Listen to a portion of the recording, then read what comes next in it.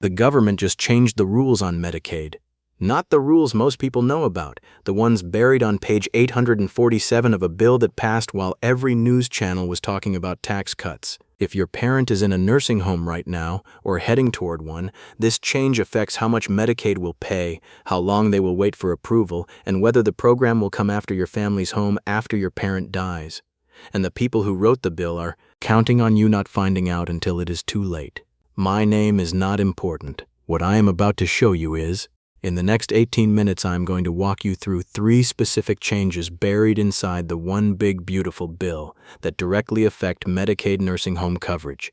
Changes that have not been explained on any news channel, in any newspaper, or in any government press release aimed at the families who need to know. By the end of this video, you will know exactly what changed, what it means for your family's Medicaid plan, and the 3 things you need to do this week before the window closes. Take a man named Thomas. He is 71 years old. He lives in a 2-bedroom apartment in Sarasota, Florida, where he moved after selling the family home in 2021. He has a modest savings account, $47,000, and a pension that pays him $1,840 per month. His wife, Eleanor, 69, was diagnosed with Parkinson's disease 18 months ago. She is still mobile, but her care needs are increasing. Thomas's daughter, a 44-year-old school teacher in Tampa, has been helping with Eleanor's care on weekends. Thomas has been watching the news about the one big beautiful bill. He heard the president say it would protect seniors. He heard a senator say it would strengthen Medicaid. He is a careful man, and before his daughter scheduled a consultation with an elder law attorney, he wanted to understand what the bill actually changed. What Thomas found, what his daughter found when she read the actual legislation, was not what they expected. Pairs what the one big beautiful bill actually does to Medicaid, not what politicians said it would do. What the text of the legislation says it does. Change 1. Medicaid work requirements. For the first time in the program's history, the one big beautiful bill introduces work requirements for certain Medicaid recipients. Able-bodied adults between the ages of 19 and 64 who are not caring for a dependent and are not medically exempt must demonstrate at least 80 hours per month of qualifying work, community service, or job training to maintain Medicaid eligibility. For most nursing home Medicaid recipients who are elderly, disabled, or medically compromised, this requirement does not directly apply. The medical exemption covers the vast majority of long-term care Medicaid beneficiaries, but here is where it affects your family. If you have an adult child who is helping manage your parents' affairs while also qualifying for Medicaid themselves, this is common in lower-income families where an adult child has their own Medicaid coverage. The work requirement could disrupt their coverage, their availability to provide care, and the family's broader financial stability during an already stressful period. More significantly, the administrative burden the work requirement places on state Medicaid agencies will create processing delays for all Medicaid applications, including nursing home long-term care applications. Every state Medicaid office is now managing a new layer of eligibility verification for millions of recipients. The backlog this creates directly delays approval for seniors applying for long-term care benefits. In practical terms, families who are already waiting 60 to 90 days for Medicaid approval should expect those timelines to extend. In some states, early reports are suggesting processing times of 4 to 6 months for new long-term care applications. 4 to 6 months at $9,034 per month in nursing home costs. That is $36,000 to $54,000 your family pays out of pocket while the paperwork processes. Change 2. Medicaid per capita caps, the hidden funding change. This is the change that received almost no media coverage and carries the most significant long-term consequence for nursing home care. The one big beautiful bill shifts federal Medicaid funding from an open-ended matching formula to a per capita cap structure for certain populations. Under the previous system, the federal government matched state spending on Medicaid at a fixed percentage. If a state spent more because more people needed care, the federal contribution rose proportionally. Under the new per capita cap, federal funding is capped per enrollee. What this means in plain language, if the cost of nursing home care rises, which it does every year, and the federal cap does not rise at the same rate, states face a funding shortfall. When states face a funding shortfall in Medicaid, they have 3 options. They can increase state taxes to cover the gap. They can reduce the number of people who qualify for benefits by tightening eligibility rules, or they can reduce what benefits they pay for. The history of Medicaid funding, Caps at the state level strongly suggest that options 2 and 3 are what actually happen. This does not take effect immediately. The per capita cap structure phases in over several years. But the direction of travel is clear, and families with parents who may need nursing home care in the next 5 to 10 years need to understand that the program they are planning around is contracting, not expanding. Change 3, the enhanced FMAP cliff. What happens to your NUD, state's Medicaid program?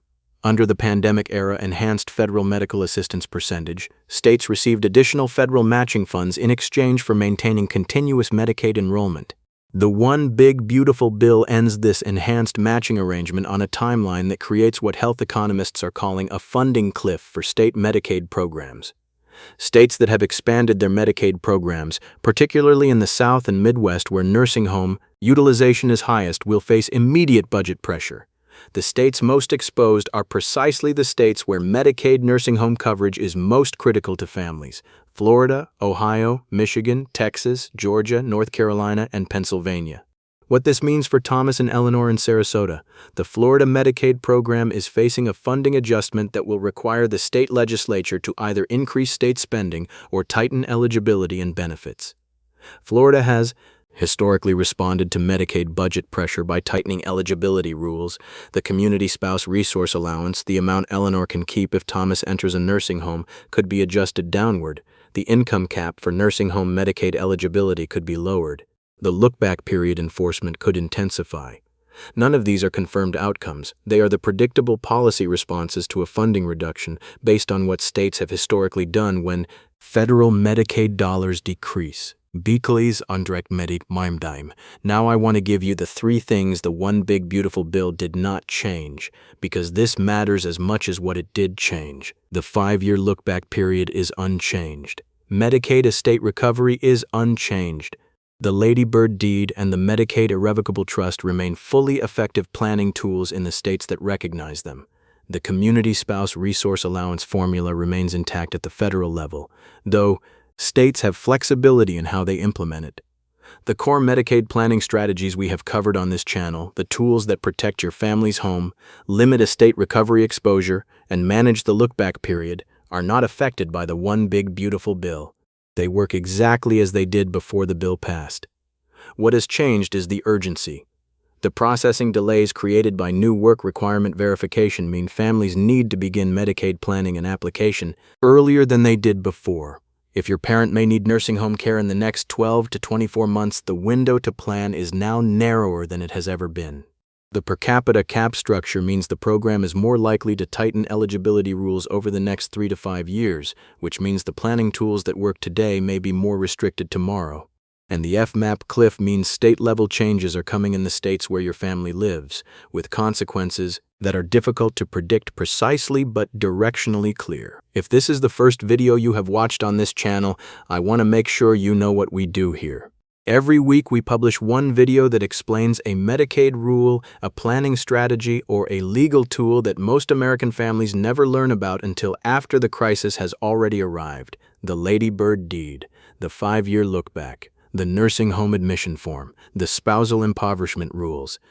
Each one is a piece of the system that affects your family right now, operating in the background, already running, whether you know about it or not. Subscribe, turn on notifications, and share this video with anyone in your family who has a parent approaching the age where these decisions matter.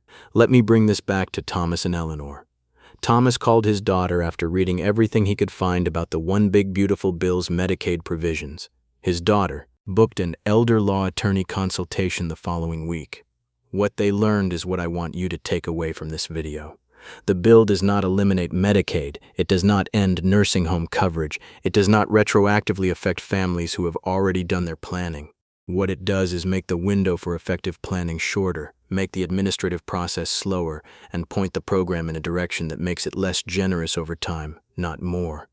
The families who plan now, who signed the Lady Bird Deed, who understand the look-back period, who know their state's community spouse rules, who have spoken with an elder law attorney before the crisis, will navigate whatever the One Big Beautiful Bill ultimately produces.